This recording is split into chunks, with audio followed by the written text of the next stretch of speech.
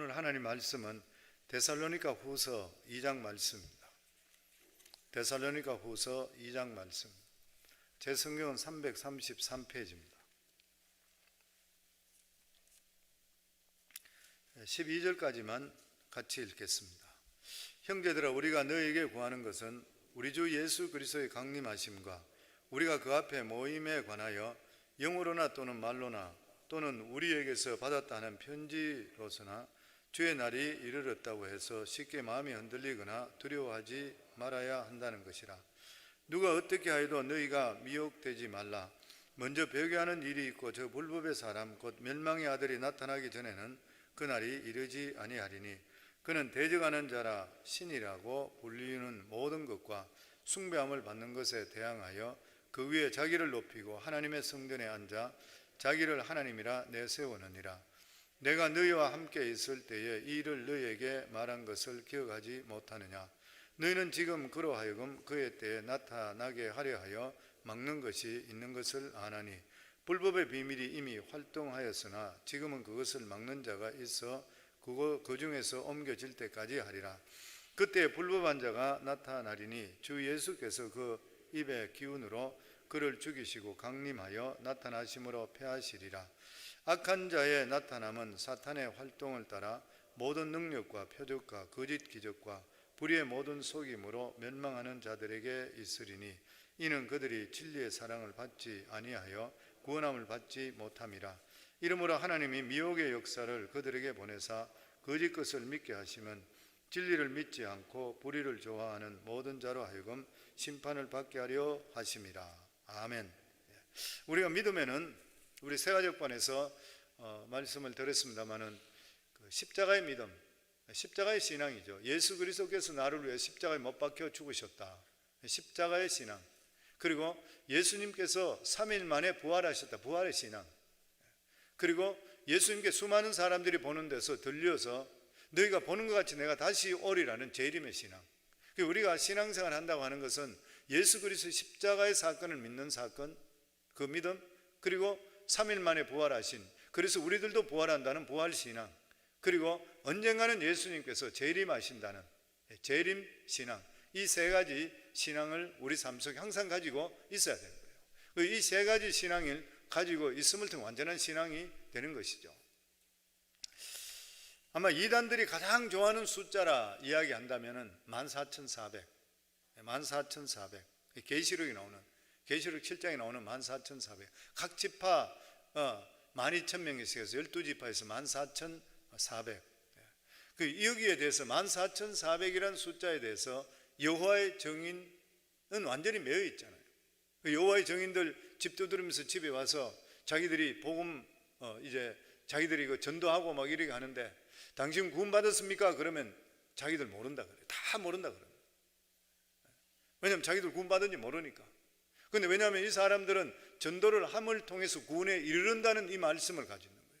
그래서 자기가 전도를 많이 해야지 구원에 이르는데 그 구원에 어떻게 이르냐면 14,400명 안에 들어간다고 생각하는 거예요. 박태선도 마찬가지였습니다. 박태선도 역시 마찬가지로 이 14,400, 14,400이 차게 되면 세상은 끝났다. 그렇게 가르쳤던 것이에요. 그런데 성경이 뭐라 그랬습니까? 모든 사람이 구원을 받기를 원하신다. 하나님께서 진리를 아는 데까지 이르기를 원하신다 그랬어요. 하나님께서 모든 사람을 사랑하셔서 모든 사람이 다 구원받기를 원하는 것이에요. 그렇기 때문에 이 숫자는 상징적인 숫자입니다. 왜냐하면 계시록이라는 자체가 영으로부터 해서 온갖 짐승들 다 나오고, 그러니까 여기 보면 비유와 상징으로 가득 찼는 거예요. 그러니까 암호로 가득 찼는 것이 계시록입니다. 그게 왜 그러냐 하면은 그 당시가 로마 시대 때에 그리스도인들은, 예수 믿는 크리스찬들은 씨를 말리려고 그랬어요. 씨를 말리려 하기 때문에 그 누구든지 예수 믿는다고 고발하게 되면 잡아서 다 죽이는 것이에요. 순교한 사람이 얼마나 많은지 모르는 것이에요. 그러니까 모든 문서는 다 검열을 받았습니다. 거기에 대해서 사도 이 요한이 그 반모섬에서 하나님 말씀을 받았던 것을 암호식으로 그렇게 부르는 거예요. 상징적인 것이죠. 우선 구약시대 이방인들이 구원받으면 12지파 안에 들어있어야 돼요. 숫자가 많든 적든 간에 12지파 안에 들어있어야 돼요. 그 이스라엘 지파는 항상 12명, 13이 될 수가 없는 것이에요. 마찬가지로 신약시대 모든 교파는 다 다양하지만 교회 안에 믿음 생활하는 자들을 의미하고 있는 것이에요. 그래서 14만 4천이라는 것은 단순히 문자적으로 이해해서 되는 것이 아니라 구원받은 사람들이 차지해야 될 권한과 그리고 자격이 부여됩니다. 선택받은 사람들이 어떠한 자격이 주어진지 여기에 대해서 풀이할 수가 있어야 되는 것이에요. 데살로니가 교인들은 이러한 종말론 때문에 굉장히 많은 공격을 받았습니다. 교회 안에도 성도들이 종말론에 잘못 알게 되면 이단으로 빠져버리잖아요. 올바른 신앙하지를 못하게 되는 것입니다. 이 데살로니가는 이 그리스 북쪽 지역이죠. 마게도냐 쪽이죠. 북쪽 지역에 있습니다. 여기는 세 가지 성향을 가지고 있는 그러한 사람들이 그곳에 모여 있었습니다. 첫 번째가 뭐냐면 바로 이 그리스 전통 신앙을 추구하던 그러한 사람들, 제우스 신을 믿고 모든 신들도 다 자기들이 다 인정했던 것.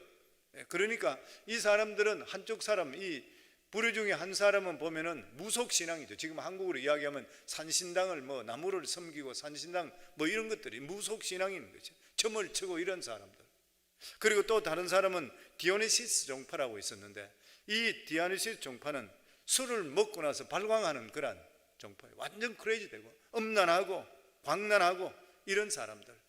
그리고 다른 하나는 플라톤과 같이 철학적이면서 그리고 종교적인 성향을 띠면서 아주 복잡한 영지주의 신앙을 가지고 있는 이러한 사람들이었습니다. 그런데 무엇인지 정확히는 모르지만 이 데살로니가 교회에 이단의 세력이 활동을 하는 거예요. 들어와서. 그리고 그들이 주장하는 것이 뭐냐면 예수님의 재림은 이미 지나갔다.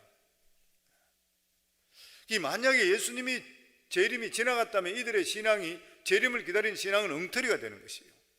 결국 그들이 구원을 받기 위해서는 이단이 주장하는 가르침을 펴야 되는 것이에요. 사도 바울이 여기에 그래서 편지를 보냈습니다. 어느 날 우리들에게도 궁금한 것이 과연 예수님의 재림은 있는 것인가? 그리고 무엇 때문에 지금까지 2000년이라는 세월 동안 예수님께서 재림하시지를 않는 것인가? 그리고 정말 예수님께 재림한다면 어떤 일이 일어날 것이며 그 시기는 어떻게 알 수가 있는 것인가? 그런데 예수님께 재림에 대해서 말씀하실 때에 오직 재림 시기는 하나님만, 아버지만 아신다고 했어요. 천사도 못 알고 아들도 모르고 성부 하나님만 아시는 극비의 상황이라. 마태복음 24장 36절을 보면 그러나 그날도 그때는 아무도 모르나니 하늘의 천사들도 아들도 모르고 오직 아버지만 아시느니라. 그러나 예수님이 다시 오시는 것만은 분명한 사실인 것이에요. 왜냐하면 예수님께서 부활하시고 나서 그리고 나서 40일 후에 성천하실 때 그때에 수많은 사람들이 보고 있을 때 천사들이 그곳에서 너희들이 본 대로 예수님 다시 오실 것이라. 수많은 사람들이 그 자리 볼 때 500명이 넘는 사람들이 보고 수많은 사람들이 보는 가운데서 다시 예수님은 오실 것이라. 그런데 예수님께 오시는 것은 몰래 오시는 것도 아니고 공중만 재림하는 것도 아니고 온 세상이 볼 수 있도록 자신의 모습을 나타내실 것이라 그렇게 말씀했습니다. 그러나 그 시기는 아무도 모른다는 것이에요. 그런데 예수님은 재림에 대해서 이렇게 말씀했습니다. 예수님이 재림하시기 전에 거짓 선지자들이 많이 나타날 것이라. 또 복음이 땅끝까지 증거되어야지 될 것이라. 거짓 선지자가 많이 나타나고 그리고 땅끝까지 복음이 증거돼야지 예수님이 재림하신다. 그리고 무엇인가 굉장한 이단이 마지막에 나타나서 능력을 나타내고 자기가 그리스도라 하면서 많은 사람을 미혹할 것이라. 거기에 대해 예수님이 분명히 말씀했습니다. 그런데 종말이 되면 왜 많은 거짓 선지자들이 나타나는 것인가? 거짓 선지자들은 누가 조종해요? 사탄이 조종해요. 종말이 되면 마지막 심판되기 때이기 때문에 어쨌든 사탄은 하나라도 하나님에 속해져 있는 사람, 하나님 쪽으로 가려고 하는 사람 실족시켜서 심판받을 때 같이 받기 위해서, 같이 지옥 가기 위해서인 거예요. 그리고 복음이 땅끝까지 전파될 것이라. 전파되어져 예수님 재림한다. 그래서 선교하는 것이에요. 로마 10장 14절에 15절에 보면 그런즉 그들이 믿지 아니하는 것을 어찌 부르리요 듣지도 못한 일을 어찌 믿으리요 전파하는 자 없이 어찌 들으리요 버리심을 받지 아니하였으면 어찌 전파하리요 기록된 바 아름답도다 좋은 소식을 전하는 자들의 발이와 함과 같으니라. 그리 선교사들 파송하는 거예요. 그리고 우리가 때를 얻든지 못 얻든지 복음을 전가하는 것이고, 그리고 선교사님 같이 동력하는 것이에요 보면. 근데 오늘 사도 바울이 말하기를 우리 1절에서 2절입니다. 같이 한번 다시 읽습니다. 형제들아 우리가 너에게 구하는 것은 우리 주 예수 그리스도의 강림하심과 우리가 그 앞에 모임에 관하여 영어로나 또는 말로나 또는 우리에게서 받았다 하는 편지로나 주의 날이 이르렀다고 해서 쉽게 마음이 흔들리거나 두려워하거나 하지 말아야 하는 것이라. 놀라운 것은 이때 사도 바울이 말하지 않은데도 불구하고 영어로나 혹은 사도 바울의 이름으로 편지가 주어져서 주의 날이 왔다 주장하는 사람들이 있습니다. 물론 이 사람들이 나쁜 의도로 했는지 아닌지는 그건 정확하게 알 수가 없습니다. 왜냐하면 주님의 재림을 너무나 사모하는 그러한 사람들이 재림 날짜를 기다리고 있었던 거예요. 왜냐하면 그 당시는 지금하고 틀리잖아요. 요즘 같은 데는 우리가 준비 덜 됐으면 좀 늦게 오셨으면 좋겠습니다 이렇게 생각하는 사람 많아요. 그런데 그 당시는 로마의 핍박 가운데 있잖아요. 그리고 숭배하는 사람이 수도 없이 많지. 짐승에게 뜯겨 죽지요, 화형에 처해 죽지요, 온갖 힘든 일이 너무 많았어요.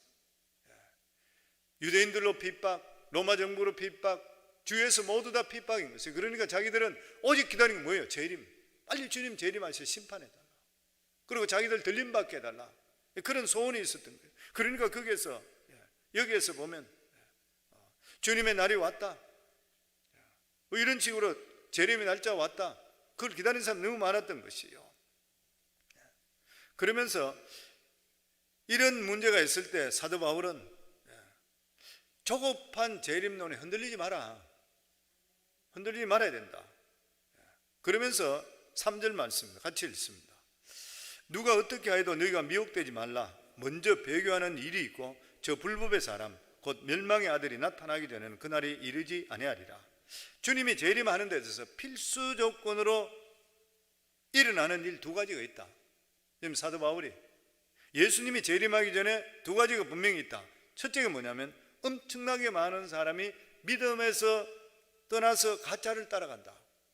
첫 번째 이 사건이 일어나야 된다. 엉터리로 믿는 수많은 사람들이 진리를 떠나는 일이 생긴다. 여기 보면 누가 어떻게 해도 저희가 미혹되지 말라. 먼저 배교하는 일이 있고 믿음에서 떠나는 일이 있고 많은 사람이 떠나는 일이 있고 저 불법의 사람 곧 멸망의 아들이 나타나기 전에는 그날이 이르지 아니하리라. 불법의 사람 즉 멸망의 아들, 이 불법의 사람이 누구인 것인가? 신학자들은 보통 두 가지로 보고 있습니다. 하나는 정치적으로 불법하는 사람, 다른 하나는 종교적인 불법. 정치적인 불법은 자기를 신격하고 숭배하는 것, 이북의 김일성 정권 같은 거죠. 그리고 요즘 같을 때는 시진핑 같은 그러한 정권이죠. 왜냐하면 종교를 배척하고 자기를 숭상하라. 이 공산당의 문제가 뭐냐면은 공산당은 종교를 안 믿잖아요. 그러면 자기를 숭상하라, 이런 것이죠. 그리고 다른 하나는 종교적인 불법이죠. 이단 세력이죠. 이단 교주들은 무력보다는 능력을 나타내고 저주. 이단 교주들도 능력이 나타납니다. 그래서 사람들이 추종하는 거예요. 그리고 사람들이 이단을 떠나면 이렇게 되는데 저주해버리고 사람을 얽어매버리는 것이에요. 그냥 사도 바울이 하는 말은 예수님께서 재림하시기 전에는 이런 사람이 반드시 활동하게 되어 있다. 이것을 통해서 하나님의 백성들을 더욱더 연단시킨다. 그런데 오늘 본문의 말씀을 보면 이 세상에 마음껏 하나님의 진리를 대적하고 회방하는 자가 있는가 하면은 불법의 세력을 막는 자도 있다. 4절 말씀입니다. 그는 대적하는 자라 신이라고 불리는 모든 것과 숭배함을 받는 것에 대항하여 그 위에 자기를 높이고 하나님의 성전에 앉아 자기를 하나님이라 내세우느니라. 모든 것에 숭배함 받는 것에 대항하여, 대적하는 것이라는 하나님을 믿지 못하게 자기를 숭배하는 것. 실제로 로마 왕 중에서 하나님의 성전에서 자기가 하나님이다 이렇게 주장했던 왕도 있었다 그럽니다. 그런데 이것을 막는 사람도 있는 거예요. 6절에 7절입니다. 너희는 지금 그로 하여금 그의 때에 나타나게 하려 하여 막는 것이 있는 것을 아나니 불법의 비밀이 이미 활동하였으나 지금은 그것을 막는 자가 있어 그 중에서 옮겨질 때까지 하리라. 여기서 우리가 알 수 있는 것은 마귀는 언제나 불법의 사람을 만들어내지만 불법을 막는 자도 있다. 이것은 뭐냐? 하나님의 천사의 세력인 것이죠. 하나님께서는 이러한 악한 것들이 계속적으로 활동하도록 버려두시지 않으시고 때를 정하시는 거예요. 지금 사탄도 마찬가지잖아요. 하나님께 천국에서 자기들이 쿠데타를 일으키는 바람에 하나님께서 그와 추종하는 이 천사들 3분의 1을 내쫓아서 공중 권세 잡도록 하고 마지막 심판할 때까지 공중 권세 잡았는 거예요. 하나님과 알곡을 구하는 것이죠. 오늘 이 세상에서도 하나님께서는 알곡을 취한 마지막 심판할 때 되면은 사탄을 추종하는 자는 같이 완전히 심판받는 것이고 지옥으로 떨어지고 무중행으로 떨어지는 것이고, 그렇지 않는 사람은 하나님 나라 갈 수 있도록 마지막 하는 것이죠 보면. 그래서 이 하나님께서는 이 불법의 세력이 있지만 마음대로 활동하지 못하고 합니다. 하나님께서 건질 사람은 건지게 되어 있는 것이요. 그래서 일반적으로 이야기할 때에 순교자의 숫자든지 순교하는 사람도 이미 정해져 있다 이렇게 믿고 있습니다. 아무나 순교하고 싶다고 순교할 수 없는 것이죠. 순교는 아무나 절대 못하는 것입니다. 정해진 시대에 정해진 사람을 통해 순교하는 것이요. 그렇지만 천국에는 순교만큼 더 큰 영광은 없는 것이요. 절대 아무나 순교 못합니다. 하고 싶다고 할 수가 없는 것이죠. 그런데 이런 불법의 세력에도 약점은 있는 것이, 그것이 뭐냐면 예수님 앞에서는 맥을 출 수가 없습니다. 그것이 이 8절 말씀입니다. 그때 불법한 자가 나타나리니 주 예수께서 그 입의 기운으로 그를 죽이시고 강림하여 나타나심으로 피하시리라. 그 불법한 자에게 예수 그리스도가 나타나신데 그 입의 기운이라는 것은 복음을 의미하죠. 하나님의 복음이 들어가게 될 때는 불법의 세력이 있을 수가 없습니다. 그 예수 그리스도의 능력이 임하는 순간에 악한 것은 떠나게 되어 있는 것이요. 그래서 복음을 마음껏 전하게 되면 불법의 세력은 떠나가게 되어 있는 것이고, 악한 예수 그리스도의 입의 세력을 통해서 악한 것들은 죽게 되어 있는 것이고 건진받게 되어 있는 것이요. 그리고 또 하나 해석은 정말 예수님이 오시기 직전에 엄청난 불법의 세력이 일어날 것이라 그렇게 봅니다. 이것은 어떤 정치자의 권력자나 아니면 종교 이단자로서 굉장히 큰 능력을 발휘할 것이라. 그런데 마지막에 예수님께서 재림하시고 심판하신다. 그런데 사단의 세력도 놀라운 것이 이 사람들이 기적을 행하고 능력을 행하는 것이요. 우리 9절의 10절 말씀입니다. 악한 자의 나타남은 사탄의 활동을 따라 모든 능력과 표적과 거짓 기적과 불의의 모든 속임으로 멸망하는 자들에게 있으리니 이는 그들이 진리의 사랑을 받지 아니하며 구원함을 받지 못함이라. 여기 보면 악한 자의 나타나면 사탄의 활동을 따라 모든 능력과 표적과 거짓 기적과, 사탄의 세력도 기적을 나타낸다. 그러니까 표적만 보고 따라가면 망하는 것이에요. 표적을 보면 나는 것이에요. 하나님 말씀이 맞는 것이냐 맞지 않는 것이냐, 이게 옳은 것이냐 이래야 되는 것이에요. 그래서 우리 예수 믿는 사람 하나님 말씀을 가져야 돼요. 하나님 말씀을 알아야 되지만 하나님 말씀을 잘 모르게 되면 악한 세력이 넘어가 버리는 것이에요.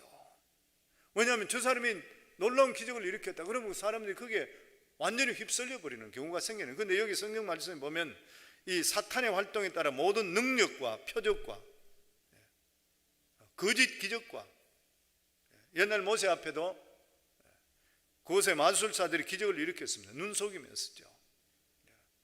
그렇지만은 하나님께서 택한 백성은 이것에 빠지지 않도록 하나님께서 건져 주시고 지켜 주시는 것이에요. 만약에 일시적으로 빠졌다 하더라도 다시 건져 주시게 됩니다. 그래서 이단에 속해져 있는 사람들을 보면은 바로 돌아오기 진짜 힘들잖아요. 이단에 있는 사람 한 사람 전도하기가 너무 힘든, 다시 돌아오게 하는 게. 우리 예수 그냥 믿는 사람들이 믿음 안에 바로 서지 못하고 훈련받지 못해서 이단 때문에 속아서 넘어가는 사람 많은데, 이단 쪽에 있는 사람이 오기가 진짜 쉽지 않아요. 이 사람은 완전히 쇠뇌돼 버린 거예요. 근데 그 중에도 오는 사람이 있어요.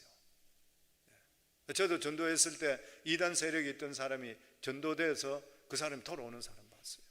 절대 올 수 없다고 하는데 돌아와요. 한 사람이 전도되니까 가족들 전체가 이단에 빠졌다가 다시 돌아와요. 그런 일들이, 왜냐하면 그런 사람은 하나님께 택한 사람이라 돌아오게 되는 것이죠. 그리고 하나님께서 이렇게 거짓 진리의 유혹에 내버려 두는 것은 교만한 자로 인해서 망하게 하기 위해서. 11절에 12절입니다. 같이 읽습니다. 이러므로 하나님이 미혹의 역사를 그들에게 보내사 거짓 것을 믿게 하시면 진리를 믿지 않고 불의를 좋아하는 모든 자들로 하여금 심판을 받게 하려 하십니다. 진리를 믿지 않고 불의를 좋아하는 자는 결국 이단에 걸리든지 큰 죄에 걸려서 넘어지게 되어 있는 것이에요. 우리가 이 세상에 살아가는 것은 온통 마귀의 낚시 바늘이 있는 것입니다.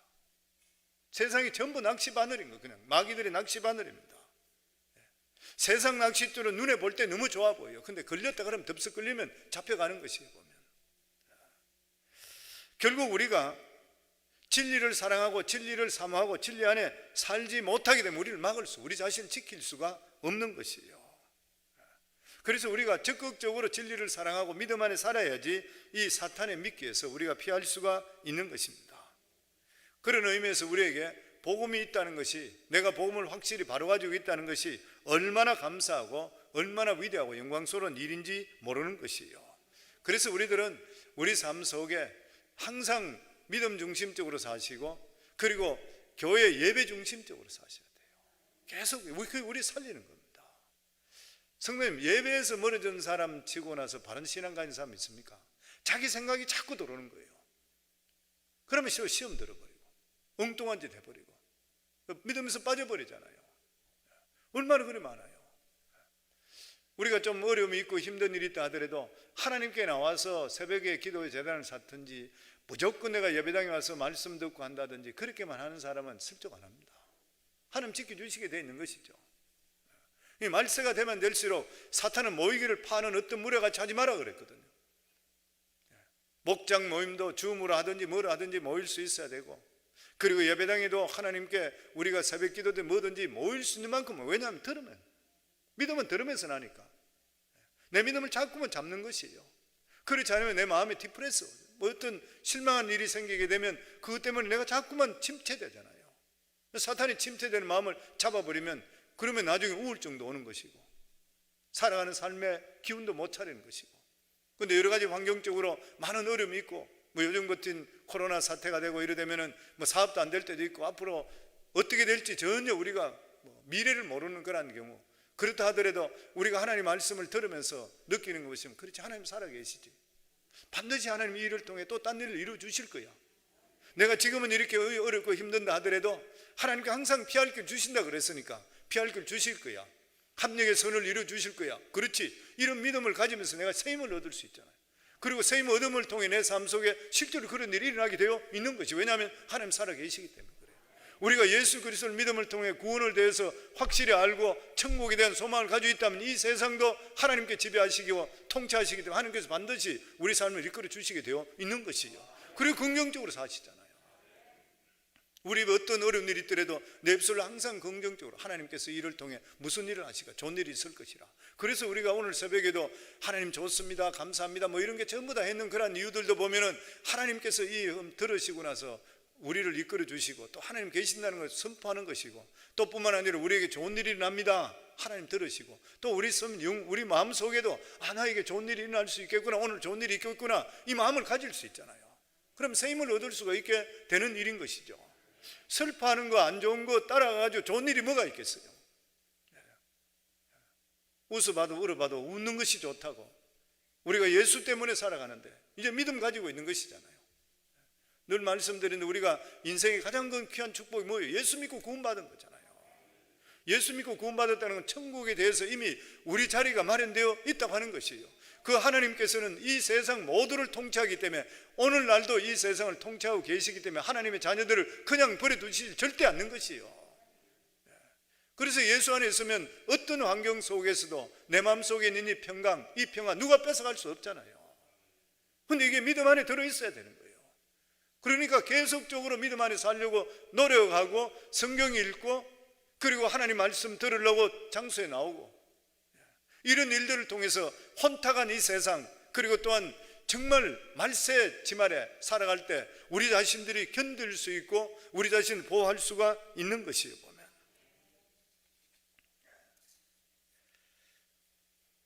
우리 마지막으로 13절에 14절 같이 읽습니다. 주께서 사랑하시는 형제들아, 우리가 항상 너희에게 관하여 마땅히 하나님께 감사할 것은 하나님이 처음부터 너희를 택하사 성령의 거룩하심과 진리를 믿음으로 구원을 받게 하심이니, 이를 위하여 우리의 복음으로 너희를 부르사 우리 주 예수 그리스도의 영광을 얻게 하려 하심이라. 주께 사랑하시는 형제들아, 오늘 똑같은 말씀 우리들에게 주시는, 주께 사랑하는 형제들아, 우리가 항상 너희에 관하여 마땅히 하나님께 감사할 것은 하나님이 너희를 처음부터 택했다. 그리고 성령의 거룩하심과 진리를 믿음으로 구원받게 하셨다. 이를 위하여 우리의 복음으로 너희를 부르사 우리 주 예수 그리스도 안에서 영광을 얻게 하려 하심이라. 그러니까 우리의 이 세상에 가장 위대한 것이 무엇이에요? 하나님의 복음으로 부름받은 거예요. 그리고 하나님의 복음으로 부름받게 될 때 성령께서 우리 속에 함께하기 때문에 성령의 거룩하심을 동반하게 되어 있습니다. 그러면 악한 것들이 하나님 손에 절대로 빼앗을 수가 없어요. 우리 모두 다 성령의 인치심을 믿으시면 아멘 하시기 바랍니다. 인치심을 받았으면 악한 것은 절대로 못 뺏어갑니다. 왜냐하면 하나님 내 것이라 도장이 찍혀있기 때문인 것이에요. 그런데 악한 것들이 계속 우리가 신앙을 실족시키려고 그래요. 계속적으로 믿음 안에 바로 못 살고 하나님 일을 못하게 하고 하나님 자녀답게 살지 못하게 계속적으로 만드는 것이에요. 이럴 때 우리가 더욱더 진리 안에 들어오고, 그리고 말씀 안에 들어오고, 예배 중심적으로 들어오고, 이런 일들을 통해서 이 세상의 악한 것들을 넉넉히 싸워 승리하는 믿음의 삶으로 끝까지 살아갈 수 있는 저와 여러분 다 되기를 주 이름으로 축원합니다.